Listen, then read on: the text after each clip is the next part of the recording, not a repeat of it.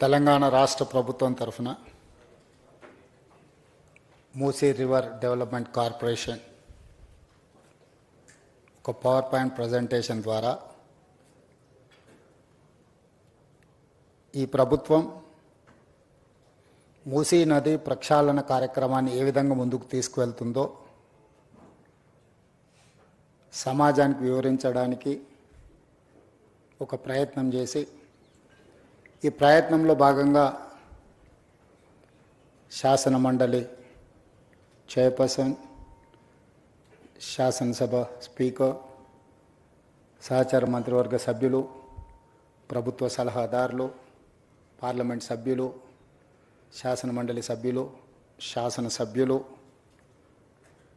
ఈ దేశంలో ఉన్న ప్రముఖులను, నిర్మాణ సంస్థల్ని, ఎన్విరాన్మెంట్ ఎక్స్పర్ట్స్ని, క్లైమేట్ చేంజెస్ మీద రీసెర్చ్ స్కాలర్స్ని, అదేవిధంగా దేశం యొక్క ఆర్థిక వ్యవస్థను బలోపేతం చేయడానికి ప్రయత్నం చేస్తున్న ప్రముఖులను అందరినీ ఆహ్వానించి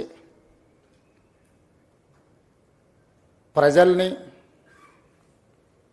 ఆందోళనకు గురి చేసే విధంగా కొంతమంది ఉద్దేశపూర్వకంగా, ఇంకొంతమంది సంపూర్ణమైన సమాచారం లేకపోవడం వల్ల అసంపూర్తి సమాచారంతో అర్ధ సత్యాలను ప్రచారం చేయడం వల్ల ఒక రకమైన ఆందోళన చాలామంది మనసుల్లో ఉంది. అందుకే ముఖ్యమంత్రిగానే కాదు, మున్సిపల్ శాఖ మంత్రిగా ఈ శాఖను నిర్వహించేటప్పుడు ప్రజలు ఒక బాధ్యతతో, ఒక నమ్మకంతో, ఒక విశ్వాసంతో మమ్మల్ని నమ్మి అధికారాన్ని అప్పచెప్పినప్పుడు ఈ అధికారాన్ని కాపలాదారుగా ఉపయోగించడమే తప్ప ఈ అధికారాన్ని ప్రజల మీద ఆధిపత్యం చెలాయించడానికి, వినియోగించడానికి ప్రభుత్వం సిద్ధంగా లేదు అని చెప్పడానికే ఈ ఒక ప్రయత్నం చేయడం జరిగింది. ఈ ప్రయత్నంలో పర్యావరణాన్ని ఏ విధంగా పరిరక్షించుకోవాలా, చరిత్రను ఒకసారి గమనించినప్పుడు చరిత్రలో నాగరికత ఏ ప్రాంతంలో అభివృద్ధి చెందినా నదీ పరివాహక ప్రాంతంలోనే నాగరికత విలసిల్లింది. ఆర్థిక వ్యవస్థ అభివృద్ధి చేయడానికి అది సముద్రపు ప్రాంతం కావచ్చు, నదులు కావచ్చు, నీటి ప్రవాహంతో కూడుకున్న ప్రాంతాలు కావచ్చు, ఈ ప్రాంతాలే అత్యధికంగా అభివృద్ధి చెందడానికి ఈరోజు మన అందరం చూస్తూ ఉన్నాం. I have visited Thames River, I have visited Hudson River in New York, I have visited Thames River in London, I have visited Seoul, I have visited Singapore, I have visited Dubai, I have visited many places, including Ahmedabad, Sabarmati riverfront. I have seen many places. I have understood what is required, what is our future plan. వీటన్నిటిని దృష్టిలో పెట్టుకొని మన రాష్ట్రము, మన దేశంలోనే కాకుండా ఇతర దేశాలలో అభివృద్ధి చెందిన దేశాలు, ఆర్థికంగా నిలబడ్డ దేశాలన్నిటిని కూడా గమనించి ఇతర రాష్ట్రాలు, ఇతర దేశాలు అభివృద్ధి పదం వైపు వేగంగా ప్రయాణం చేస్తుంటే ఇంకా మనం అభివృద్ధి నిరోధకులుగా మారి ఒక బృహత్ కార్యాచరణను తీసుకొని ముందు వెళ్లకుండా ఉంటే భవిష్యత్ తరాలు మనల్ని క్షమించవని ఆలోచన చేసి ఒక ప్రయత్నం చేద్దాము. ఈ మూసీ రివర్ డెవలప్మెంట్ ప్రోగ్రామ్ని మనం తీసుకోవాలని, ఈ ప్రోగ్రామ్ని ఒక బాధ్యతాయుతంగా నిర్వహించాలనే ప్రయత్నం చేస్తూనే ఉన్నాం. దాదాపుగా 27 నెలల మా ప్రభుత్వ ఏర్పాటు తర్వాత దాదాపుగా 2 సంవత్సరాల నుంచి నిరంతరం కొన్ని వందల వేల గంటలు నేను అధికారులతో కానీ, ఎక్స్పర్ట్స్తో కానీ, ఫైనాన్షియల్ కన్సల్టెంట్స్తో కానీ, ఎన్విరాన్మెంట్ కన్సల్టెంట్స్తో అందరితో కూర్చొని క్షుణ్ణంగా ప్రతి ఒక్క అంశాన్ని ఏ విధంగా ముందుకు తీసుకెళ్ళాలి, ఏ విధంగా ఈ రాష్ట్రాన్ని, ఈ నగరానికి ఒక గొప్ప చరిత్ర ఉంది.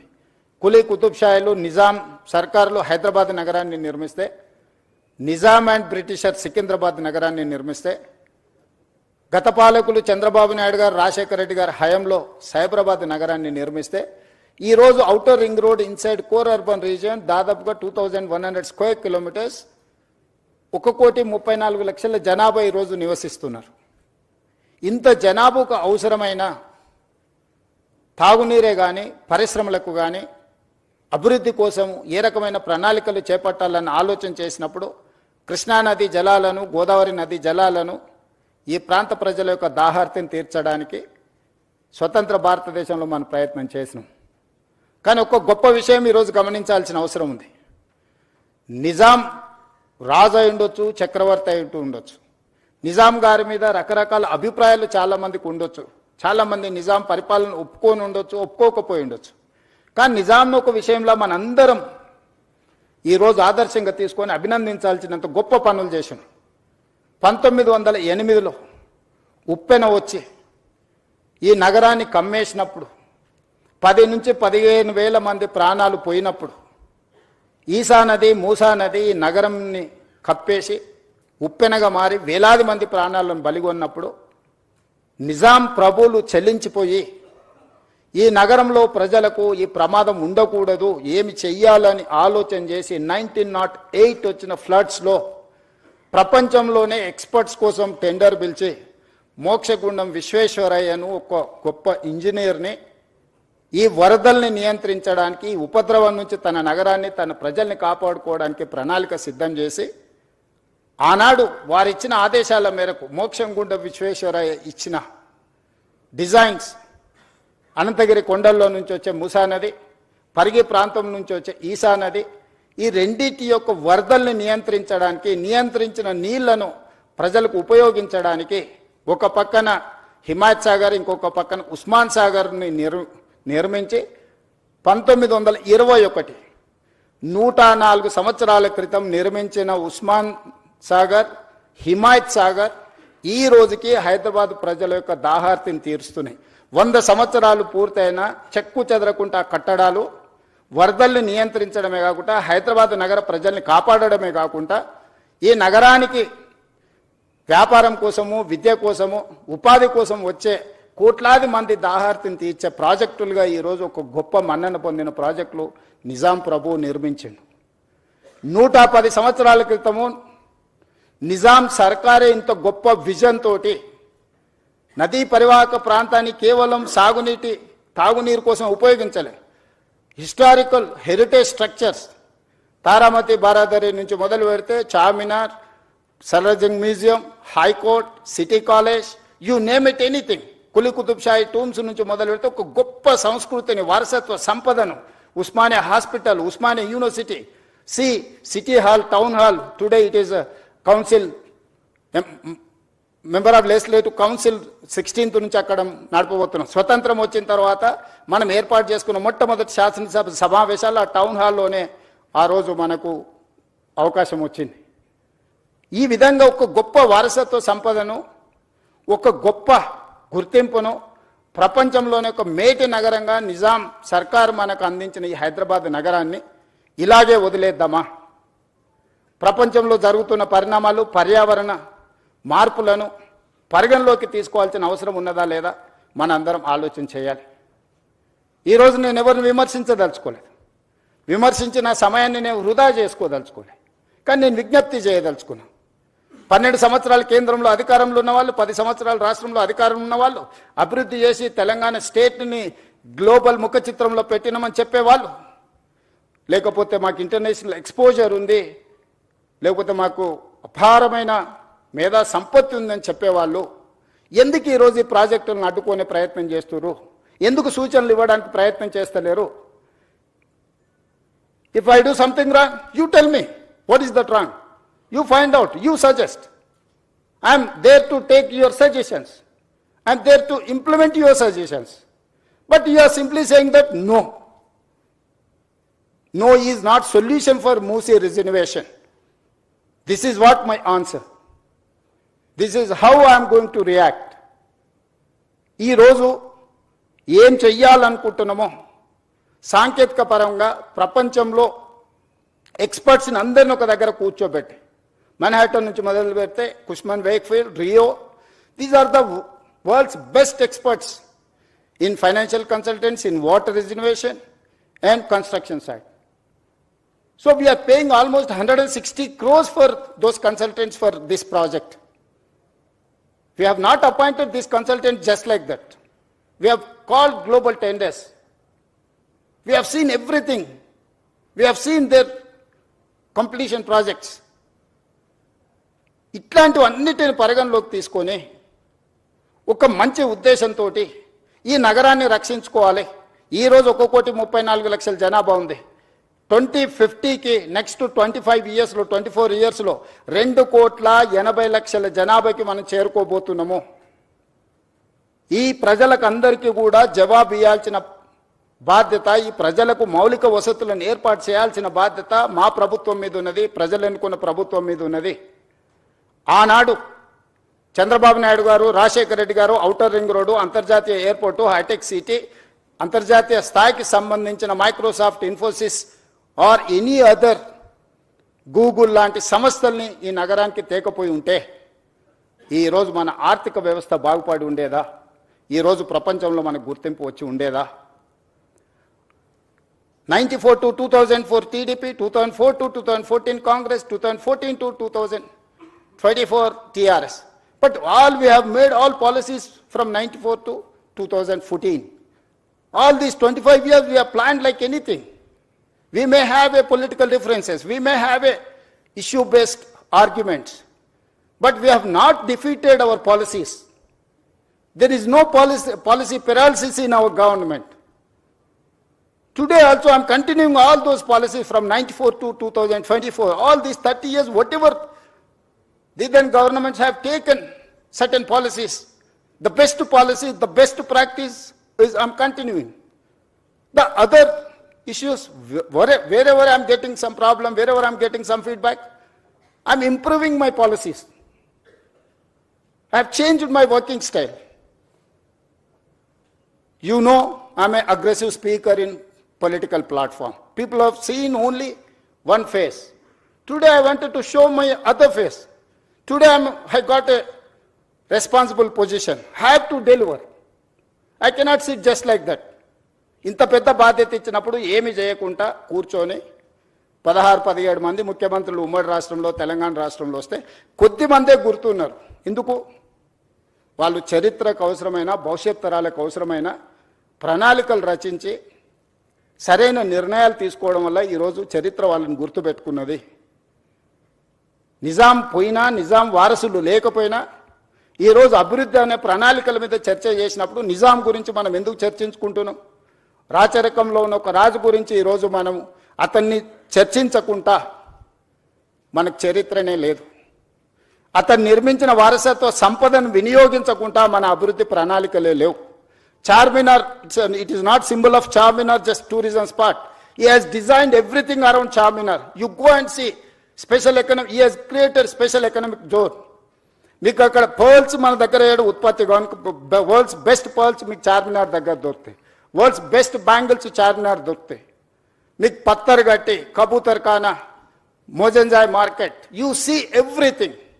ప్రపంచంలో దొరికే ప్రతి వస్తువును గుల్జార్ హౌస్ నుంచి మొదలు పెడితే చార్మినార్ చుట్టూతా ఒక స్పెషల్ ఎకనామిక్ జోన్ను నిజాం సర్కార్ క్రియేట్ చేసింది. కాబట్టి ప్రపంచంలో ఏ పర్యాటకులకు వచ్చినా ఆడపిల్లలకు గాజులు కొనుక్కోవాలన్నా, లేకపోతే కన్న కూతుర్లకి మీకు పర్ల్స్ కొనుక్కోవాలనుకున్నా, లేకపోతే ఇతర ఏం కొనుక్కోవాలన్నా, ఏ రకమైన పక్షులు, జంతువులు ప్రపంచంలో ఇలాంటి పక్షిని, ఎలాంటి జంతువుని చూడాలన్నా కబూతర్ ఖానాకి వెళ్తే నువ్వు అన్ని చూడగలుగుతావు.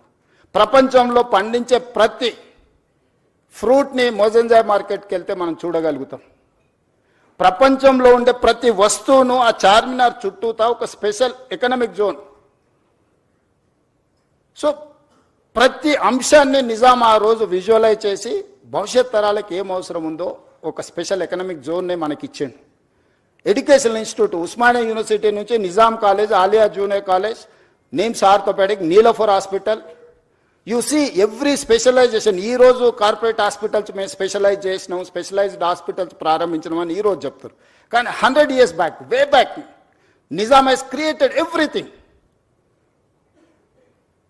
ఇంత అద్భుతమైన నగరాన్ని మనకు వారసత్వం ఇస్తే ఈ గొప్ప మూసా నది, ఈసా నది సంగమం, ఎక్కడైతే సముద్రాల సంగమం నదుల సంగమం ఉందో మహాత్మా గాంధీ గారిని ఆనాటి దుర్మార్గులు పొట్టన పెట్టుకుంటే వారి అస్థికలను వారి స్ఫూర్తినివ్వడానికి వివిధ రాష్ట్రాలకు దేశంలో వివిధ ప్రాంతాలలో పెట్టారు.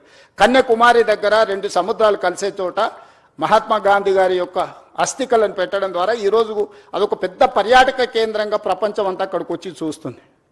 కన్యాకుమారిలో ఏదైతే నిర్ణయం తీసుకొని పెట్టినరో ఈరోజు మూసా ఈసా నదుల సంగమం లంగర్ హౌస్లో కూడా బాపు ఘాట్ కూడా అలాంటిదే. కానీ బాపు ఘాట్ ఎందుకు కనుమరుగైంది? బాపు ఘాట్ ఉంది, 2 నదుల సంగమం అని ఇక్కడ ఉన్న ఎంతమంది మనం గుర్తించి మనం ఆ ప్రాంతాన్ని చూడడానికి మనం వెళ్తున్నాం? ఎందుకు మనం ఇంత వారసత్వ సంపదను మనం ఎందుకు కోల్పోతున్నాం? ఈరోజు మూసా నది ఈసా నదితో మూసీ నదిని పునరుజ్జీవింపజేయడానికి సమస్య అవుతుంది అనుకున్నప్పుడు ఈరోజు గోదావరి నదీ జలాలను 20 టీఎంసీలను తరలించి దాదాపుగా 2.5-3 టీఎంసీలు నిరంతరం హైదరాబాద్ నగరంలో ప్రవహించే మూసీ నదిలో కంటిన్యూస్గా ఆ నీటిని ప్రవహింపజేయాలని మిగతా 17.5 టీఎంసీ హైదరాబాద్ నగర ప్రజల యొక్క దాహార్తిని తీర్చడానికి ఈరోజు పనులను ప్రారంభించినాం. ఈరోజు మీరు ఎంతసేపు ఉన్న రంగారెడ్డి జిల్లా హైదరాబాద్కు పరిమితం అయిపోయి ఆలోచన చేస్తున్నాం. ఈరోజు ఇక్కడ నివాసాలు ఏర్పరచుకున్న వాళ్ళకి జరుగుతున్న సమస్యల గురించి మనం చర్చిస్తున్నాం. నేను కూడా సానుభూతితో ఉన్నాను. కానీ కిందున్న నల్గొండ గురించి ఒకరైనా ఆలోచన చేస్తుండ్రా? ఈరోజు ఫార్మా కంపెనీల కాలుష్యము, నగరంలో వెదజల్లుతున్న కాలుష్యము, నగరంలో ఉన్న డ్రైనేజీలు, ఆత్మహత్యలు చేసుకున్న మనుషుల కలేబరాలు, అంబర్పేటలో ఉన్న శ్మశాన వాటికలు, ఈ మూసీ నదిలో చనిపోతున్న పశువుల కలేబరాలు, ఒక విషం, ఒక కాలుష్యం, అది కాలుష్యం దాటి విషంగా మారి ఈరోజు నల్గొండ ప్రజల జీవితాలను అతలాకుతలం చేస్తుంది. ఒక స్టడీస్ ప్రకారము world health organisation has given no ఇక్కడ లివబుల్ కండిషన్స్లో ఇది నివాసయోగ్యమైన ప్రాంతం కాదు బికాజ్ ఆఫ్ ఫ్లోరైడ్ అని చెప్పి ఒక పక్కన నల్గొండ ప్రజలకు ప్రకృతే ఒక శిక్ష విధిస్తే ఈరోజు మానవ తప్పిదాల వల్ల ఈరోజు మూసీ నది పరివాహక ప్రాంతంలో ఉన్న గ్రామాలు భువనగిరి నుంచి ఆలేరు వరకు ఆ కిందికి వెళ్తే వాడపల్లి వరకు వెళ్తే ఆ నదీ పరివాహక ప్రాంతంలో నివసిస్తున్న వాళ్లకు ఆడపిల్లలకు పెళ్లి అయితే ప్రెగ్నెన్సీ ప్రాబ్లమ్స్ ఉన్నాయి. ఈరోజు ఆ ప్రాంతంలో పిల్లనివ్వడానికి వెనక ముందు ఆలోచన చేస్తున్నారు. ఆ ప్రాంతంలో పండించే పంటలు ఈ నీళ్లను వినియోగించడం వల్ల తినడానికి ఉపయోగం లేని పరిస్థితులు వచ్చినాయి. ఆ ప్రాంతంలో పండించిన కూరగాయలు కానీ ఆ ప్రాంతంలో పండించిన పంటలు కానీ తింటే వాటి వల్ల వచ్చే సమస్యలు అనంతము. నల్గొండ జిల్లా ప్రజలకి శిక్ష అవసరం ఉందా? ఆ ప్రజల్ని కాపాడాల్సిన బాధ్యత ఎవరు? నల్గొండ ప్రజలు మన వాళ్ళు కాదా? మనతో లేరా? రంగారెడ్డి జిల్లాలో మొదలైన మూసా ఈసా నది హైదరాబాద్కు నగరకు రాగానే కలుషితం అయిపోయింది, వ్యర్థాలతో నిండిపోయింది. మానవ కలేబరాలతోని, పశువుల కలేబరాలతోని, పరిశ్రమలు వెదజల్లుతున్న కాలుష్యంతో ఈరోజు భరించలేని కంపు. ఒకనాడు ఎంత విశాలంగా ఉన్న మూసీ నది ఇలా మీకు అందరికీ హిస్టరీ అంతా, చరిత్రను అంతా కూడా మా అధికారులు మీకు చూపించే ప్రయత్నం చేసిండ్రు, వాస్తవాలను వివరించే ప్రయత్నం చేసిండ్రు. అలాంటి చరిత్ర ఈరోజు కాలగర్భంలో కలిసిపోతుంది. మన చరిత్రను మనమే ఉద్దేశపూర్వకంగా రాజకీయ అవసరాల కోసం, రాజకీయ ప్రయోజనాల కోసం దీన్ని చరిత్ర కాలగర్భంలో కలిపేద్దామా, లేకపోతే నగరం యొక్క చరిత్రను పునరుజ్జీవింపజేసుకుందామా? ఈరోజు మేము తీసుకొస్తున్న ప్రాజెక్ట్ ఎవరికి వ్యతిరేకం కాదే. ఈరోజు ఒకప్పుడు హైదరాబాద్లో 30 ఫీట్ల రోడ్లు ఉండేవి. అంతెందుకు అత్యంత శ్రీమంతులు నివసించే Jubilee Hills road number 36 almost 25-30 feet road ఉండే. ఐవ్ సీన్ దట్ రోడ్, మేము పోయేవాళ్ళం. ఈరోజు 150 ఫీట్లకు విస్తరించిన రోడ్ నెంబర్ 45 40 ఫీట్లు ఉండేది, ఈరోజు 150 ఫీట్ రోడ్ అయింది. ఈరోజు పంజగుట్ట నుంచి పైకి పోయేదానికని మీరు చూడండి, ఏ రోడ్లు అయినా ఫ్లైఓవర్లు అయినా ఓల్డ్ సిటీలో, ఈరోజు ఓల్డ్ సిటీలో సాలార్జంగ్ మ్యూజియం నుంచి ప్రతి ఏరియాలో ఇరుకైన సందులు, నిజాం కట్టిన పట్టణం కాబట్టి ఆ రోజు ఉన్న పరిస్థితుల ప్రకారం రోడ్లు వేస్తే ఈరోజు ఓల్డ్ సిటీలో ఉండే ప్రజలు వాళ్ళే ముందుకొచ్చి స్వచ్ఛందంగా మా రోడ్లను విస్తరించండి, మేము స్వచ్ఛందంగా ముందుకు వస్తాము, మాకు నష్టపరిహారం ఇవ్వండి అంటే ఈరోజు ఓల్డ్ సిటీలో మెట్రో విస్తరించడానికి గౌలిగూడ నుంచి ఫలక్నమా నుంచి చంద్రాయన్గుట్ట వరకు ఈ రోడ్ల విస్తరణ కార్యక్రమాలు వేగంగా జరుగుతున్నాయి. మనం మెట్రో రైలు నిర్మించుకోవడానికి ఇవాళ ఓల్డ్ సిటీలో ఉన్న పౌరులందరూ ముందుకొచ్చి, ప్రజాప్రతినిధులందరూ ముందుకొచ్చి, అక్కడ ఉన్న ఎమ్మెల్యేలు ఎంపీలందరూ ముందుకొచ్చి ప్రభుత్వానికే విజ్ఞప్తి చేసి మేము కూడా ప్రపంచంతో పోటీ పడే విధంగా అభివృద్ధి చెందాలనుకుంటున్నాం. ఇంకెంతకాలం మేము ఈ మురికి కూపంలో మేము జీవించదలుచుకోలేదు, మాకు సరైన నష్టపరిహారం ఇచ్చి మా ప్రాంతాన్ని అభివృద్ధి చేయండి అని ఆ పార్లమెంట్ సభ్యుడు, ఆ శాసనసభ్యులు ముందుకు వస్తే ఈరోజు వేలాది కోట్ల రూపాయలు అక్కడ ఈ నగర అభివృద్ధి కోసం, ఈ రోడ్ల విస్తరణ కోసం, ఎలివేటెడ్ కారిడార్ల కోసం, మెట్రో రైల్ కోసం, మిరాలం ట్యాంక్ కేబుల్ బ్రిడ్జ్ కోసం ఈరోజు మనం వేల కోట్ల రూపాయలు ఖర్చు పెడుతున్నాం. ఈరోజు మా ఆలోచన, మా ప్రభుత్వం యొక్క ఉద్దేశం ఎవరికో నష్టం కలిగించాలని కాదు. ఎవరైనా మూసి మురికి, ఇప్పుడు మీరు చూసిండ్రు ఎంత కాలుష్యం ఉందో, ఎవరైనా కోరుకొని అక్కడ జీవించాలని అనుకుంటాడా? ఏ ఆధారం లేనోళ్ళు, ఎలాంటి ఆదరణ లేనోళ్ళు, ఏ ప్రభుత్వం ఏమి వసతులు కల్పించినప్పుడు ఇక చివరి మజిలీగా మూసి నది పరివాహక ప్రాంతంలో వాళ్ళు నివసించాలనుకుంటున్నారు. అక్కడున్న దోమలు, అక్కడున్న కంపు, అక్కడున్న మురికి, వాళ్ళ పిల్లలు పొద్దున్న లేస్తే బడికి పోవడానికి బడి లేదు, వాళ్ళకు వైద్యం లేదు, ఆ పిల్లలకు ఆడుకోవడానికి చిన్న ఆట స్థలం లేదు, నివసించడానికి ఒక కుటుంబం భార్యాభర్తలు కలిసి ఉండడానికి కూడా అక్కడ వసతులు లేవు. వర్షాలు వచ్చినప్పుడు, వరద వచ్చినప్పుడు ప్రాణాలు అరచేత పట్టుకొని అర్ధరాత్రి పూట పరిగెత్తాలి ఎక్కడికో. నిల్వ నీడ లేని వాళ్ళే ఈరోజు మూసీ నది పరివాహక ప్రాంతంలో ఈరోజు నివసిస్తున్నారు.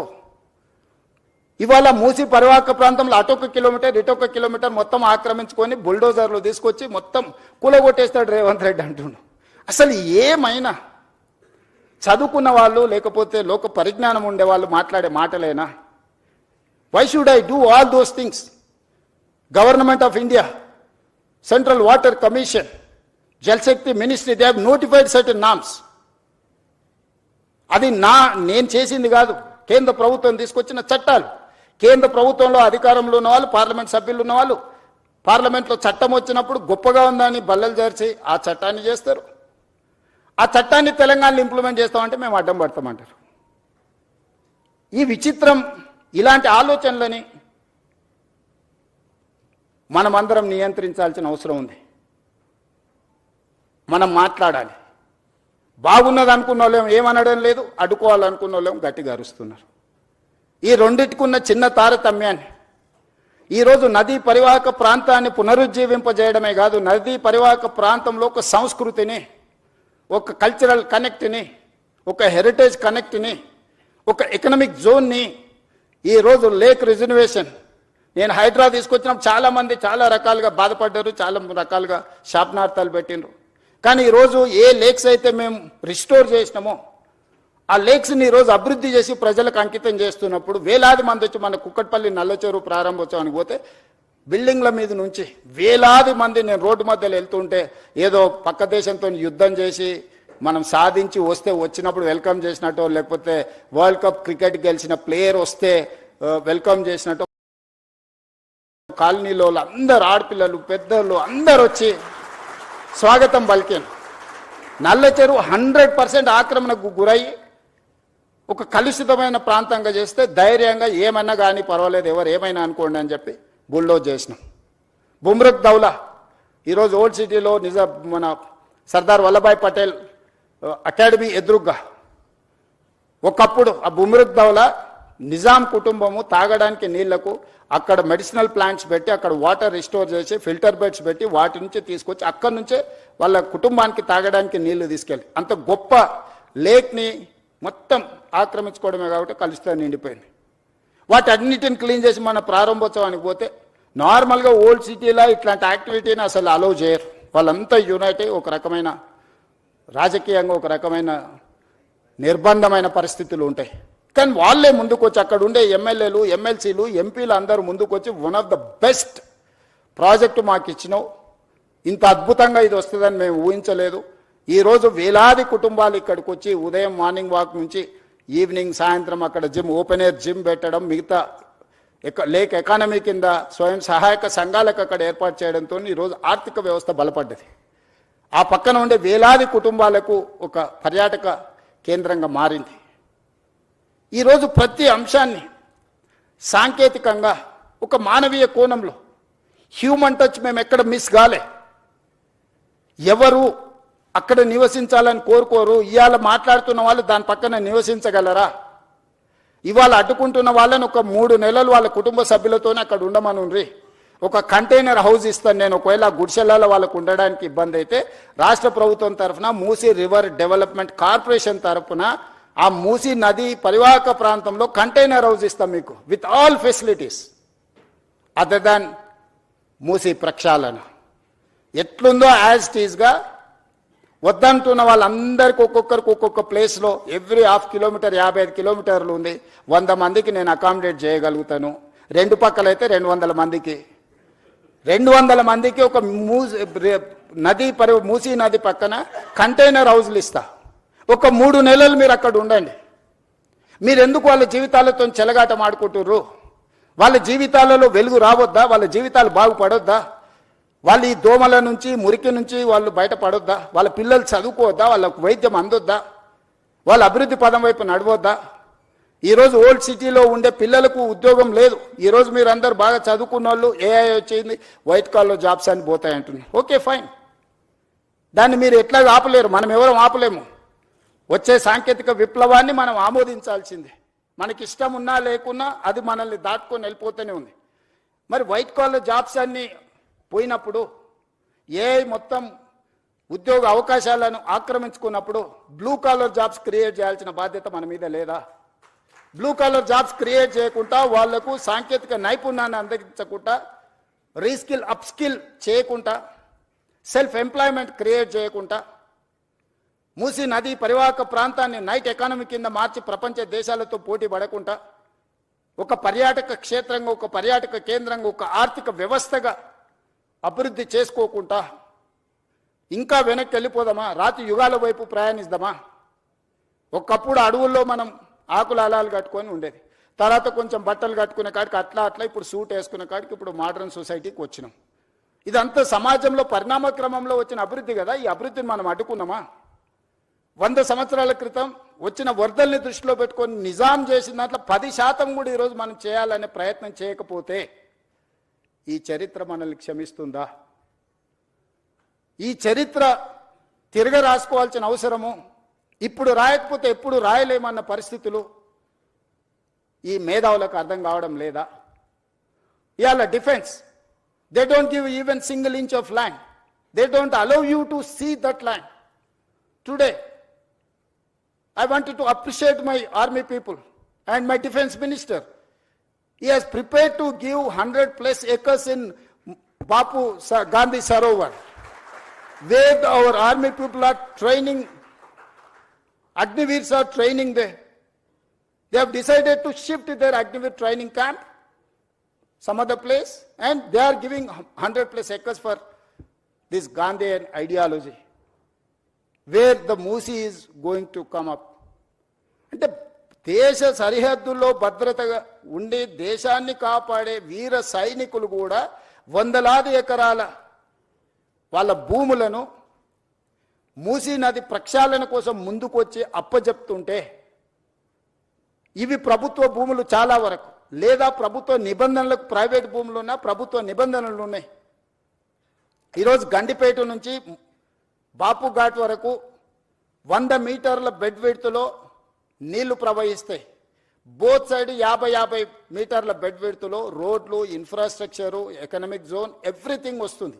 అంటే నది సెంటర్ నుంచి లెక్క పెడితే ఇటు సైడ్ ఒక 100 మీటర్లు, ఇటు సైడ్ ఒక 100 మీటర్లు, కంప్లీట్గా 200 మీటర్ల లోపలనే నీళ్లను నియంత్రించడమే కాకుండా నీళ్లకు సరైన దారి. ఈరోజు మీరు ఎస్టీ పిల్లల పైప్ లైన్లన్నీ మూసీ నదిలో కట్టిండ్రు, మధ్యలో కట్టిరు. వరద రాగానే అడ్డుకోవడంతో ఆ నీళ్లు కాలనీలకు వస్తున్నాయి. చెత్త వేయడం వల్ల, డెబ్రీస్ వేయడం వల్ల, కన్స్ట్రక్షన్ మెటీరియల్ మొత్తం తీసుకువెళ్ళి డంప్ చేయడం వల్ల అవి నిండడం వల్ల నీళ్ళు అక్కడి వరకు వేగంగా వచ్చి ఆగిపోతున్నాయి. ఒక దగ్గర 500 ఫీట్లు ఉంది, ఒక దగ్గర 50 ఫీట్లు ఉంది మూసీ నది. 500 ఫీట్లలో ఉండే వరద 50 ఫీట్లకు రాగానే మొత్తం నీళ్ళు నిండి వెనక్కి వచ్చి కాలనీలన్నీ నీటిమయం అయిపోతున్నాయి. ఎన్ని వేల మంది నిరాశ్రయులైన, 10 లక్షల మంది పోయినసారి 2019-20లో వరదలు వచ్చినప్పుడు మొత్తం వాళ్ళ సర్వం కోల్పోయినారు. నేను ఎంపీని, ప్రతి కాలనీ నేను తిరిగి వచ్చిన. జల్పల్లిలో ఈరోజు కూడా 1st ఫ్లోర్ వరకు నీళ్ళు వచ్చి ఆగిపోయినాయి, నీళ్లు బయటికి పోవడం లేదు. జల్పల్లి ప్రాంతంలో కాలనీలు మునిగిపోయినాయి. ఈరోజు నీళ్లు మనం ఉన్న ప్రాంతాలకు వస్తలేవు. నీళ్లున్న ప్రాంతాన్ని మనం పోవడం వల్ల వాటికి దారి తెలవక అవి మన దగ్గరకు వస్తున్నాయి. నీళ్లుండే ప్రాంతాన్ని నీళ్లకు వదిలేస్తే నీళ్లు మన దగ్గరికి ఎందుకు వస్తాయి? ఈరోజు కాలనీలకు లేకపోతే సిటీలకు నీళ్లు వస్తున్నాయంటే ఆ నీళ్లు ప్రవహించే చెరువులు కావచ్చు, కుంటలు కావచ్చు, నాలాలు కావచ్చు, మూసీ నది కావచ్చు, ఆ నీటి పరివాహక ప్రాంతాలను మనం ఆక్రమించుకోవడం వల్ల all these are man made disasters. We have created all those disaster. వాటికి ఏ దారి తెలియక మన దారిలోకి వస్తున్నాయి, మన ఇంట్లోకి వస్తున్నాయి. వాటిని పకడ్బందీ ప్రణాళికతోటి మూసీ నది, ఈసా నది, గోదావరి నది నదుల త్రివేణి సంగమాన్ని తీసుకెళ్లి కృష్ణా నదిలో కలవడానికి అవసరమైన అభివృద్ధి కార్యక్రమాలు చేసినప్పుడు ఈ నదులు మన సంస్కృతిని, నాగరికతనే కాదు మన ఆర్థిక ప్రయోజనాన్ని చేకూర్చడానికి, ప్రపంచంలో మన గౌరవాన్ని పెంచడానికి ఉపయోగపడుతుంది. ఈరోజు మూసీ నది పునరుద్ధరణ కార్యక్రమము బ్యూటిఫికేషన్ లేకపోతే లూటిఫికేషన్ అని కొంతమంది తెలివితేటలన్నీ ప్రదర్శించి ఏదైతే మాట్లాడుతుందో, గాంధీ స్టాచ్యూకే 5,000 కోట్లు ఖర్చు పెడుతున్నారు అన్నారు. Hardly we're spending for Gandhi statue 70 crores, maybe I don't know exact calculation, 70-75 crores. They have spent 220 crores for Ambedkar statue. We have not opposed for that. Yes, we need Ambedkar ideology. At the same time, we need Gandhian ideology. Yes, conquer one country without any violence, with peace. He won one war. ప్రపంచంలో ఒక యుద్ధాన్ని శాంతితోని గెలవచ్చని ప్రపంచానికి గొప్ప సందేశం ఇచ్చిన వ్యక్తి ఎవరంటే మహాత్మా గాంధీ. ఒక దేశం యొక్క స్వతంత్రాన్ని శాంతి ద్వారా సాధించిన వాళ్ళు ఈ భూమి మీదనే పుట్టలేదు ఇంతవరకు. ఈ ప్రపంచంలో ఎవరికి అంత గొప్ప చరిత్ర లేదు. 30 సంవత్సరాలు బ్రిటిషర్స్కి వ్యతిరేకంగా పోరాటం చేస్తే గాంధీ మీద కూడా లాఠీ ఎత్తలే. కానీ స్వతంత్రం వచ్చిన 6-7 నెలలనే కొంతమంది బుల్లెట్తో పొట్టన పెట్టుకున్నారు గాంధీని. వాళ్ళు కూడా నీతులు చెప్తారు, ఇంకా నేనేం చెప్పాలి? అందుకే ఈరోజు మీ అందరికీ నా విజ్ఞప్తి ఒకటే, ముందుకెళ్ళడానికి సూచన చేయండి. ఏ పేదవాడికి అన్యాయం జరగని, ఏ పేదవాడిని నిరాశ్రయం చేయం. ఈ ప్రభుత్వం పేదలకు ఇబ్బంది కలిగించడానికి, ఈ ప్రభుత్వం పేదలకు నష్టం కలిగించడానికి, లేకపోతే ఈ ప్రభుత్వం కొంతమంది రియల్ ఎస్టేట్ సంస్థలతో ఆర్థిక ప్రయోజనాల కోసం పనిచేయడం లేదు. ఈ ప్రభుత్వం మన నగరాన్ని, మన రాష్ట్రాన్ని గొప్ప అభివృద్ధి చెందిన నగరంగా, గొప్ప ఆర్థిక రాష్ట్రంగా నిలబెట్టాలనుకుంటున్నాము. ఇందులో మనం అందరం భాగస్వాములము. ఈరోజు మనం చేయబోయే పని 100 సంవత్సరాల క్రితం నిజాం చేసిన పనుల్ని ఈరోజు మనం ఆస్వాదిస్తున్నాము. ఈరోజు మనకు తాగడానికి నీళ్ళంటే గండిపేట వైపు చూడాలి, హిమాయత్ సాగర్ వైపు చూడాలి. పిల్లలు పర్యాటక క్షేత్రానికి వెళ్ళాలనుకుంటే గండిపేట హిమాయత్ సాగర్ దగ్గరికి వెళ్ళాలి. 100 సంవత్సరాల క్రితం వారసత్వ సంపదను నిజాం అందించింది కాబట్టి చార్మినార్ చూడడానికి వెళ్తున్నాం, అంతకంటే ముందున్న గోల్కొండ దగ్గరికి వెళ్తున్నాము. లేకపోతే హైకోర్టు ఈరోజు ఎక్కడున్నది, ఉస్మానియా హాస్పిటల్ ఎక్కడున్నది, సిటీ కాలేజ్ ఎక్కడున్నది, సాలార్జంగ్ మ్యూజియం ఎక్కడున్నది, నిజాం కాలేజ్ ఎక్కడున్నది, ఇవన్నీ గొప్ప వారసత్వ కట్టడాలు చరిత్రతో పాటు ఒక నాలెడ్జ్ హబ్గా క్రియేట్ చేసింది కాబట్టి ఈరోజు మనం గొప్పగా రాణించగలిగినాము. మనం వచ్చిన తర్వాత గొప్పగా కట్టుకున్నది ఒకటి చెప్పండి. 75 సంవత్సరాల స్వతంత్ర భారతంలో అద్భుతమైన కట్టడం, చరిత్రలో మనకు పేరు తెచ్చిపెట్టగలిగిన కట్టడం ఒక్కటైనా మనం కట్టుకోగలిగినమా? వరంగల్ వెళ్తే 1000 స్తంభాల గుడి చెప్పుకోవాలి, అక్కడికి వెళ్తే రామప్ప మందిరం చెప్పుకోవాలా, ఇంకొక దగ్గరికి వెళ్తే ఇంకొక చరిత్రను చెప్పుకోవాలా, అలంపూర్ వెళ్తే శక్తిపీఠం గురించి చెప్పుకోవాలి, కృష్ణానది పరివాహక ప్రాంతంలో రాజులు కట్టిన గొప్ప గొప్ప మందిరాలను చెప్పుకుంటున్నాం తప్ప మనం చరిత్రకారులం కావాల్సిన అవసరం లేదా? మన చరిత్రను తిరిగి మళ్ళీ రాసుకునే అవకాశం మనకు వచ్చినప్పుడు మనం వదులుకోవాలా? ఈరోజు ప్రాజెక్ట్ కాస్ట్ ఇక్కడ చూపించినాం. 21 కిలోమీటర్స్ ఉస్మాన్ సాగర్ నుంచి Gandhi Sarovar 11.5 kilometers roughly, Himayat Sagar to Gandhi Sarovar 9.5 kilometers roughly. Put together the entire project cost is hardly 6,500 to 7,000 crores. In that project, Gandhi statue and building structure and everything may be 200-250 crores. Not even less than 1% of that project or otherwise 2%. ఇలాంటి తప్పుడు ప్రచారాలు కొంతమంది రాజకీయ నాయకులకు ప్రయోజనం ఉండొచ్చు, తప్పుడు ప్రచారంతో స్వార్థం ఉండొచ్చు, మేము చేయలేని పని ఇంకెవ్వరు చేయొద్దని అడ్డుకునే దేవతలు యజ్ఞాలు యాగాలు చేసి లోక కళ్యాణం కోసం చేసినప్పుడు రాక్షసులు కూడా అడ్డుకోవడానికి వచ్చి అందులో రక్త మాంసాలు పోసేటోళ్ళు. శుక్రాచార్యుడు, ఆయన శిష్యులు మారీచుడు, సుబాహుడు దేవతలు యజ్ఞాలు యాగాలు చేసినప్పుడు శుక్రాచార్యుడు ఆయన శిష్యులు వచ్చి ఈ యజ్ఞాలను భగ్నం చేసి లోక కళ్యాణం జరగొద్దని రక్త మాంసాలను ఆ యాగంలో వీళ్ళు నెయ్యి పండ్లు ఫలాలు వీళ్ళేస్తే పైనుంచి వాళ్ళు రక్తం మాంసాలు అందులో పోసేటోళ్ళు. అయినా దేవతలు యజ్ఞాలు యాగాలు మానలేదే. ఆ మారీచుడే కదా సీతమ్మను ఎత్తుకుపోవడానికి రావణాసురుడి మేనమామ మారీచుడు.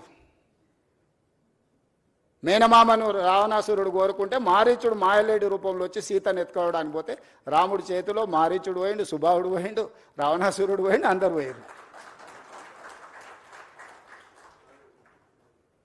లోక కళ్యాణం కోసం మంచి పనులు చేపట్టినప్పుడు సహకరించుకోవడానికి మీకు మనసు రాకపోతే పర్వాలేదు, అడ్డుకునే ప్రయత్నం చేయకండి దయచేసి. దయచేసి ఈ ప్రభుత్వం ఓపెన్గా మిమ్మల్ని వెల్కమ్ చేస్తుంది. రేపు శాసనసభలో కూడా ఇది చర్చకు పెడతాను. శాసనసభలో మీరు వీలైనంత మేరకు సలహాలు సూచనలు ఇవ్వండి ముందుకెళ్ళడానికి. ఇంకా మీకున్న అనుభవాన్ని, మీరు ప్రపంచంలో చాలా చదువుకొని వచ్చారు, గొప్ప గొప్ప యూనివర్సిటీలలో చదువుకున్నామంటూ. నేను గవర్నమెంట్ స్కూల్లోనే చదువుకొని వచ్చిన, నేను గవర్నమెంట్ స్టూడెంట్ని. నేను ప్రభుత్వ పాఠశాలలో చదువుకున్న మధ్యతరగతి వ్యవసాయ కుటుంబం నుంచి వచ్చిన వాడిని. నేను చూసి నేర్చుకున్నది అమలు చేయడానికి ప్రయత్నం చేస్తున్నా. నాకు గొప్ప విద్యలేం రావు, కానీ చూస్తే నేర్చుకోగలిగిన తెలివితేటలు ఉన్నాయి నాకు. అందుకే ప్రపంచంలో ఉన్న అభివృద్ధిలో నేను చూసి వచ్చిన. సేయింగ్ ఈజ్ బిలీఫ్ అంటారు, నకల్ మారనేకి వెళ్ళి అకల్ రహనా అంటారు. ఇన్ని ప్రాజెక్టులను చూసినాము, కనీసం వాటి నకలు కొట్టినా కూడా ప్రపంచంలో ఒక గొప్ప అద్భుతమైన కట్టడాన్ని మనం కట్టవచ్చు. దీనికోసం పెద్దగా సైంటిస్ట్ కావాల్సిన అవసరం లేదు, కామన్ సెన్స్ ఉంటే సరిపోద్ది. అది కూడా లేకుండా మాట్లాడితే ఇంకా నేను చేయగలిగింది ఏముంది, జాలిపడడం తప్ప. నాకున్న అవకాశం ఏంది, మీరందరు సలహా చేయండి, మీరందరు తీర్మానం చేయండి. వద్దు ఈ ప్రాజెక్ట్ ఆపేద్దామంటే I don't have any issues. మీ అందరికి ఇష్టం లేని అభివృద్ధి నేను ఎందుకు చేస్తాను? ఈ అభివృద్ధిని చేసి నేనేం నాతో పాటు తీసుకెళ్లేదు ఉందా? లేదే. ఆర్టీజీఎస్ కూడా లేదు పైకి పోయినప్పుడు ట్రాన్స్ఫర్ చేసుకోవడానికి. పోస్ట్ డేటెడ్ చెక్స్ ఇచ్చినా కూడా పైన పోయినాక ఎన్కాష్ చేసుకోవడానికి ఏం లేదు. ఏం చేసినా ఇక్కడనే వదిలేళ్ళాలి, ఏం సంపాదించినా ఇక్కడనే వదిలేళ్ళాలి. మీరు అందరు ఎవరన్నా ఏమన్నా ఫెసిలిటీ ఉంది భవిష్యత్తులో వస్తుంది అనుకుంటారేమో. చంద్రమండలం పోవడానికి అవకాశం ఉంది కాబట్టి సంపాదించింది పైకి పోయినప్పుడు ఆర్టీజీఎస్ కింద బదిలీ చేసుకోవచ్చు అని. I don't think so. A technology వచ్చినా అది అసాధ్యము. మనం చేసిన మంచి ఇక్కడే ఉంటుంది, మనం చేసిన చెడు ఇక్కడే ఉంటుంది. కాకపోతే మంచికైనా చెడుకైనా నేను మంచికి ప్రతినిధిని కావాలనుకుంటున్నా. రెండు మంచి పనులు చేయడం ద్వారా ఈ సమాజానికి ఉపయోగపడితే నాకు ఇచ్చిన అవకాశాన్ని సార్థకత చేకూరుతుంది అని యంగ్ ఏజ్లో ఒక వ్యవసాయ కుటుంబం నుంచి, గ్రామీణ ప్రాంతంలో నుంచి చదువుకొని వచ్చిన నాకు ప్రజలు ఇంత ఒక గొప్ప అవకాశాన్ని ఇచ్చారు. తెలంగాణ రాష్ట్రానికి 2వ ముఖ్యమంత్రిగా. చాలామందికి రాజకీయాలలో ఉండే వాళ్ళకి సర్పంచ్ నుంచి పార్లమెంట్ వరకు ఉన్న ప్రతి ఒక్కరికి ఒక ఆలోచన ఉంటుంది, ఒక్కసారైనా ముఖ్యమంత్రి అయితే బాగుండని. కానీ నాకు దేవుడు 2వ ముఖ్యమంత్రిగా అవకాశం ఇచ్చిండు. 2 సంవత్సరాల 3 నెలలు చాలా మంచిగా పూర్తి చేసిన, ప్రణాళికలు సిద్ధం చేసిన. దేవుడిచ్చిన అవకాశాన్ని నేను వృధా చేయదలుచుకోలే. నేను స్ట్రాంగ్ ప్రాక్టీసింగ్ హిందూ. నేను ఫిలాసఫీని నమ్ముతా, కర్మ సిద్ధాంతాన్ని నమ్ముతానే. I respect other religions, but I follow my religion. నేను ప్రాక్టీసింగ్ హిందూని. ప్రాక్టీసింగ్ హిందూ అని అంటే కర్మ సిద్ధాంతాన్ని, మంచిని మంచు చెడుని చెడు అనడమే ప్రాక్టీసింగ్ హిందూ యొక్క లక్షణం. అందుకే ఈరోజు ఈ ప్రాజెక్ట్ ఎవరికి వ్యతిరేకం కాదు. ఈ ప్రాజెక్టు ఎవరి ఆస్తులను గుంజుకోవడానికి కాదు. ఈ ప్రాజెక్ట్ అనేది భవిష్యత్ తరాల కోసం మనందరం కలిసి నిర్మించుకుంటున్న ప్రాజెక్ట్. ఇది నా ఒక్కడి వల్ల కాదు. ఇలా పవర్ పాయింట్ ప్రజెంటేషన్ చేయడానికి ఎన్నో రాత్రులు, ఎన్నో గంటలు, ఎంతోమంది ప్రయత్నం చేస్తే ఆ డీటెయిల్ ప్రాజెక్ట్ రిపోర్ట్ ఈరోజు సిద్ధం చేసినాము. దీన్ని ముందుకు తీసుకెళ్లాలంటే కూడా ఆర్థికంగా అన్ని రకాలుగా మీరందరూ సహకరిస్తేనే ఇది సాధ్యమవుతుంది. ఔటర్ రింగ్ రోడ్ ఎటు నుంచి అటుపోయినా 160 కిలోమీటర్ల 80 కిలోమీటర్ల యావరేజ్, 70 కిలోమీటర్లు ఒక సైడ్, ఇంకో సైడ్ 91 కిలోమీటర్. కానీ ఇట్లా మీరు డైరెక్ట్గా వెళ్తే వితిన్ 41 కిలోమీటర్స్, 35 కిలోమీటర్, 41 కిలోమీటర్స్లో హైదరాబాద్ ప్రతి ట్రాఫిక్ జామ్లో నుంచి ఒక ట్రంపెట్ క్రియేట్ చేస్తున్నావు. చార్మినార్ నుంచి బయలుదేరితే నువ్వు ఔటర్ రింగ్ రోడ్ వెళ్ళాలంటే ఇప్పుడు సిటీ అంతా తిరగాలి, గంటల కొద్ది ట్రాఫిక్లో ఇరుక్కుంటున్నావు. ఇలా డైరెక్ట్ ఆ ట్రంపెట్ మీదకి వచ్చేసి ఫ్లైఓవర్ ఎక్కేస్తే ఎలివేటెడ్ కారిడార్ ఎక్కితే you wanted to go Vijayawada or any place, direct గౌరెల్లికి వెళ్ళిపోతావు. నువ్వు ఐటీ సైడ్ పోవాలనుకుంటే ఇటు వెళ్తావు. ప్రతి జంక్షన్లో ఒక ట్రంపెట్ క్రియేట్ చేసి మూసీ మీదనే వీటి అన్నిటిని చేస్తున్నాం. ఇదే కాదు, ఈరోజు data centres, construction, landscaping biggest activity in the state, particular in core urban region. Water లేదు, వాటర్ స్కేసిటీ, గ్రౌండ్ వాటర్. ఈరోజు జూబ్లీహిల్స్లో చాలామంది శ్రీమంతులు ఉన్నారు. మీరు ఎంత శ్రీమంతులు అని ఉండండి, 300 ఫీట్లలో నీళ్లు దిగలరా? మీరు తెస్తురా? 1300 ఫీట్లు బోర్ వేసినా నీళ్ళు వస్తలే. నేను ముఖ్యమంత్రి, మా ఇంట్లోనే 1500 ఫీట్ల బోర్ ఉంది. నేను కూడా నీళ్లు పైకి తేలేకపోయినాయి. ప్రకృతి కంటే మనం గొప్పవాళ్ళమా? ఈరోజు ground water just like that depleting. ఈరోజు యావరేజ్గా 1300-1400 ఫీట్లు ఈరోజు బోర్ వేస్తే కానీ నీళ్లు పడని పరిస్థితి వచ్చింది నగరానికి. ఎందుకు? కాంక్రీట్ జంగుల్గా మారిపోయింది. ఎక్కడ గ్రౌండ్లో వాటర్ పర్కులేట్ అవ్వడం లేదు. భూమిలోకి నీళ్ళు వెళ్ళినప్పుడు భూమిలో నుంచి నీళ్లు మీరు ఎట్లా బయటికి తీస్తారు? ఈరోజు చెరువులు, కుంటలు, నాలాలు అన్ని ప్రక్షాళన చేసి నీటి ప్రవాహాన్ని స్థిరీకరించి మూసీ నదిలో నిరంతరం నీళ్లు పెడితే గ్రౌండ్ వాటర్ పెరుగుతుంది. ఈరోజు ఇల్లు కట్టుకునేటోళ్ళకు కూడా వాటర్ హార్వెస్ట్ ఫిట్టింగ్ మ్యాండేట్ చేసినాం. రోడ్డు మధ్యలో హార్వెస్టింగ్ వెల్స్ ఈరోజు కన్స్ట్రక్షన్ చేస్తున్నాం. నీళ్లను ఒడిసి పట్టుకోవాలని ఒక విధానాన్ని తీసుకొచ్చిన హైదరాబాద్ నగరంలో నీళ్లు మీరు ఎక్కడ లోపలికి పోయి తెచ్చినా కొద్దిగా అందులో కాలుష్యం ఎక్కువ ఉంటుంది. బియాండ్ ఏ పాయింట్ మీరు బోర్ డ్రిల్ చేసి వాటర్ తెస్తే ఆ వాటర్ దేనికి పనికి ఉపయోగం ఉండదు. అదేవిధంగా కన్స్ట్రక్షన్కు మనం అత్యధికంగా ఖర్చు పెట్టి, ఇంతకుముందు వెంకట నరసింహారెడ్డి గారు చెప్పారు, కృష్ణా నది నుంచి, గోదావరి నది నుంచి మనం హైదరాబాద్ నగరానికి తెచ్చే నీళ్లను పరిశ్రమలకు ఇచ్చినా, నిర్మాణ సంస్థలకు ఇచ్చినా 1 KLకి 180 రూపాయలు ఛార్జ్ చేస్తున్నాం అన్నాడు. ఇవాళ వాటర్ ట్రీట్ చేసి ఎస్టీపీల ద్వారా వాటర్ని తిరిగి వినియోగించుకుంటే 70 నుంచి 80 రూపాయలు 1 KLకి, అంటే మోర్ దాన్ 60% వాళ్ళ కాస్ట్ కట్టింగ్ చేయడానికి ఉంది. ఈరోజు వేలాది కోట్ల రూపాయలు, దాదాపుగా 2-3 లక్షల కోట్ల రూపాయలు మా శ్రీధర్ బాబు గారు డేటా సెంటర్స్ ఇన్వెస్ట్మెంట్ తీసుకొచ్చిన last 2 years. They need water. పర్టికులర్గా గ్రే వాటర్ ఇవ్వగలిగితే, ట్రీటెడ్ వాటర్ ఇస్తే వాళ్ళకు ఇన్వెస్ట్మెంట్ ఇన్సెంటివ్స్ ఉన్నాయి ప్రపంచంలో. సో ఈరోజు మనం ఆ వాటర్ని ఎస్టీపీల ద్వారా ఈ వాటర్ని విడిచిపట్టుకొని ఈ మూసీ నది ఎంబడే ట్రంక్ లైన్లు, రిజర్వాయర్స్, వాటర్ రిజర్వాయర్స్ చేసి మనం పంపింగ్ చేసి వాటికి నీళ్ళు ఇస్తే వేలాది కోట్ల రూపాయల పెట్టుబడులే కాదు, రాష్ట్రానికి కూడా లక్షలాది కోట్ల రూపాయల పెట్టుబడులు వస్తాయి. రాష్ట్రానికి 1000 కోట్ల రూపాయల ఆదాయం వస్తుంది. ఇదంతా గ్రోత్ ఇంజన్ కింద మారుతుంది. రాష్ట్రం యొక్క ఎకనామిక్ యాక్టివిటీ మారుతుంది. ఔటర్ రింగ్ రోడ్ వేసినప్పుడు కూడా కొందరు భూములు పోయినాయి, పోలేదా? శంషాబాద్ ఎయిర్పోర్ట్ కట్టినప్పుడు కూడా కొంతమంది భూములు కోల్పోయినాయి. ప్రకాష్ గౌడ్ ఎమ్మెల్యే గారు ఉన్నారు, ఆ ప్రాంతానికి 4 సార్లు ఎమ్మెల్యే. ఈ భూములని పోయినప్పుడు వాళ్ళని ప్రభుత్వం ఒక మానవీయ కోణంలో ఆదుకునే ప్రయత్నం చేసింది. నష్ట పరిహారాన్ని ఇచ్చినాం. ఈరోజు ఇంకా నేను అత్యధికంగా ఇస్తా అంటున్నా. ఆ రోజున చాలా కన్జర్వేటివ్గా, ఆ రోజున్న ఫైనాన్షియల్ కన్స్ట్రెయిన్స్లో ఎక్కువ ఇవ్వలేకపోయినారు. ఈరోజు సంపూర్ణంగా మనం అందిద్దాం అనుకుంటున్నాము. ఏం ఖర్చు పెడతామో చెప్పండి, హౌస్లో ఓపెన్ డిబేట్ చేద్దాము. పర్ పర్సన్ ఏమిద్దామో మీరు చెప్పండి. హార్డ్లీ 10,000 ఫ్యామిలీస్ ఉన్నాయి ఇప్పుడు ఈ మూసీ నది పరివాహక. మేము ఆల్రెడీ ఎన్యూమరేట్ చేసినాం. 4 నెలలు ఇంటింటికి వెళ్ళి ప్రతి దగ్గర ఆ ఇంటి వివరాలు అన్నీ రాసుకొచ్చి డేటా కలెక్షన్ చేసిన 4 నుంచి 5 నెలలు కొన్ని వందల మంది అధికారులను మూసీ నది పరివాహక ప్రాంతంలో ఉన్న పేదల యొక్క వివరాలు అన్నీ సేకరించిన.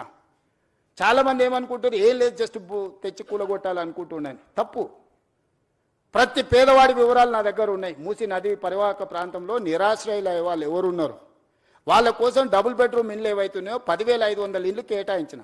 అయితే వాళ్ళకు కన్సర్న్ ఎక్స్ప్రెస్ చేశారు. మాకు ఇక్కడ ఉపాధి ఉన్నది, మేము చిన్న చిన్న పనులు చేసుకుంటాం, మేము ఇళ్లలో పని చేసుకుంటాం, మమ్మల్ని తీసుకెళ్ళి అక్కడెక్కడో వేస్తే మాకు ఈ పని పోతుంది, మాకు ఉపాధి పోతుందని నాకు సానుకూలంగా అనిపించింది. అందుకే ఎక్కడికక్కడ ఏరియాలు ప్రభుత్వ భూములలోనే వాళ్ళకి ఇండ్లు కట్టి ఇవ్వాలని ఈరోజు మా బట్టి విక్రమార్క గారు ఆ సంఘాలు వస్తే జన ఆందోళన సంఘంతో కూర్చొని వాళ్ళకి హామీ ఇచ్చిండు. ఈరోజు అంబర్పేట ఎమ్మెల్యే, అంబర్పేటలో 150 ఎకరాల భూమి ఉంది. ప్రభుత్వ కార్యాలయకు, పోలీస్ అకాడమీ ట్రైనింగ్కి పోను. ఆ అంబర్పేట శాసనసభ నియోజకవర్గంలో మూసీ నది ఒడ్డున ఉన్న వాళ్ళందరినీ 20-25 ఎకరాలలో అక్కడ వాళ్ళకి ఇళ్లతో పాటు పాఠశాల కట్టి వైద్య సదుపాయాలు అందించి వాళ్ళకు ఒక మంచి ఒక క్వాలిటీ ఆఫ్ లైఫ్ని ఇవ్వాలని ఈరోజు మేము ప్రణాళికలు చేస్తున్నాం. ఈ పరివాహక ప్రాంతంలో ఎక్కడెక్కడైతే ప్రభుత్వ భూములు ఉన్నాయో ఆ భూముల్లోనే వాళ్ళకు నివాస స్థలాలు ఏర్పాటు చేయడమే కాకుండా వాళ్ళ పిల్లలకు చదువుల కోసం పాఠశాల, వాళ్ళకు వైద్యం అందించి ఆ పక్కనే వాళ్ళకు ఉపాధి కల్పించడానికి ప్రయత్నం చేస్తాం. అసదుద్దీన్ ఓవైసీ గారు, అక్బరుద్దీన్ ఓవైసీ గారు వాళ్ళు మాట్లాడినారు, వాళ్ళ ఎమ్మెల్యేలు బలాల గారు ఎమ్మెల్యేలు అంతా మాట్లాడినారు. सर आप हमारे जितने भी लोग हैं यहाँ छोटे मोटे काम करके जी लेते हैं, उन लोगों को अब दूर दूर लेके गए तो मुश्किल हो जाएंगे, हमारे लिए तकलीफ है. उनके सुझाव हम लिए. आने वाले दिनों में हम जहां वहां जो असेंबली एरिया में जो मूसी के अगल बगल में जितने भी लोग हैं वहां का वहीं हम लोग उन लोगों को जगह ढूंढ कर घर बना के देंगे. हम लोग हम क्यों ऐसी सड़क पे छोड़ेंगे? हम उनके परिवार है, वो सब लोग चाहे तो मैं मुख्यमंत्री बने. उन लोगों को दुखी देने के लिए, नुकसान करने के लिए हम मुख्यमंत्री नहीं बना. मैं उन लोगों को वो मुझे चाहता है वो लोग दुआ दिए वो लोग, इसीलिए आज मुख्यमंत्री 2 साल मैं कामयाब हो गए. उन लोगों को क्यों मैं नुकसान पहुंचाने के लिए मैं कोशिश करता हूं? क्या दुश्मनी है उन लोगों से? गरीब लोगों से मेरे क्या दुश्मनी है? मैं बड़े बड़े बंगले में, फार्म हाउस में नहीं रहता हूं. मैं भी झोपड़ियों में घूमते रहता हूं, हमेशा गरीबों से मिलजुल के रहता हूं. उन लोगों के तकलीफ, उन लोगों के दिल का धड़कन मैं समझ सकता हूं. उन लोगों के दुखी को दूर करने के लिए मैं कोशिश करूंगा. मैं कुछ चाहे तो बैठकर बात करूंगा. मेरा पूरा सिस्टम खड़ा हुआ है उन लोगों की मदद के लिए. हमारे एमएलए, हमारे मिनिस्टर्स, हमारा ऑफिसर सब लोग तैयार है. उन लोगों को जो जो जरूरत है हम लोग पहुंचा देंगे. किसी को दुख को पहुंचाने के लिए हम यहां बैठे नहीं हैं.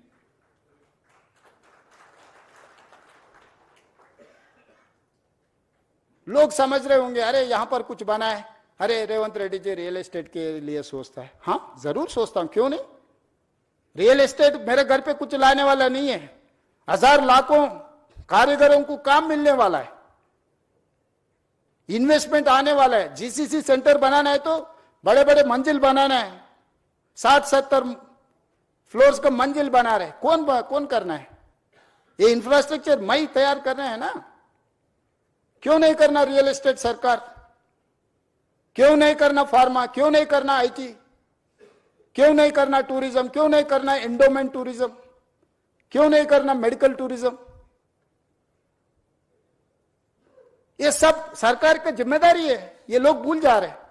परिवार के लिए फार्म हाउस बना लिए तो सब कुछ हो गया बोल के कोई समझे तो वो उनका सोच है. मैं क्या कर सकता हूं? मैं कुछ बोलने के लिए भी यहां नहीं है. मेरा सोच अलग है भाई. मेरा सोच गरीबों के साथ है. पैसे ऐसो वाले इधर पसंद नहीं है तो सिंगापुर जाएंगे, सिंगापुर समझ में नहीं आया तो पहले दुबई जा रहे थे. 15 दिन से सब दुबई से फिर इधर आ रहे. देखो हकीकत. पहले बोल रहे थे अरे हैदराबाद क्या हैदराबाद है, दुबई देखो. अभी बोल रहा है भाई Hyderabad is safest place. Why? Because when war was going on, operation Sindoor, India Pakistan, that time you have organized Miss World in Hyderabad with safe. So Hyderabad is safest place for any person. ఈ రోజు ప్రపంచమంతా మన వైపు చూస్తుంది. మనము తప్పిదాల వైపు చూడొద్దు. ఎక్కడైనా చెడు ఉంటుంది. ఆ చెడును మనము తొందరగా అట్రాక్ట్ చేస్తుంది. Social media double edged weapon. Positive నిజము గడప దాటకముందే అబద్ధం ఊరంతా తిరిగి వస్తుందని వెనకటికి పెద్దలు చెప్పారు. ఈరోజు అబద్ధాలు చెప్పడానికి నెలకు 5 కోట్లు ఖర్చు పెడుతున్నారు అక్రమ సంపాదనను కొంతమంది. నేను ఇవన్నీ చెప్తే మా బట్టి విక్రమార్క గారు అంటారు అరే నీ ఆలోచనలు మంచుకున్నాయి, నీ పనులు బాగున్నాయి, నువ్వెందుకు చెప్పవు అంటాడు. నాకు దీని మీదనే సమయం సరిపోతుంది. రోజుకు 18 గంటలు. ఇది ఒక మీరు సొంత ఇల్లు కట్టుకుంటే ఒక 2000 స్క్వేర్ ఫీట్ సొంత ఇల్లు కట్టుకున్నా ఒక 3000 స్క్వేర్ ఫీట్ అపార్ట్మెంట్ ఇంటీరియర్ చేసుకోవడానికి మీకు ఎన్ని రోజులు పడుతుంది? మీ ఇంట్లో మీ సతీమణితో మీకు ఎన్ని తిట్లు పడుతున్నాయి ఉన్నోళ్ళందరికీ తెలుసు కదా.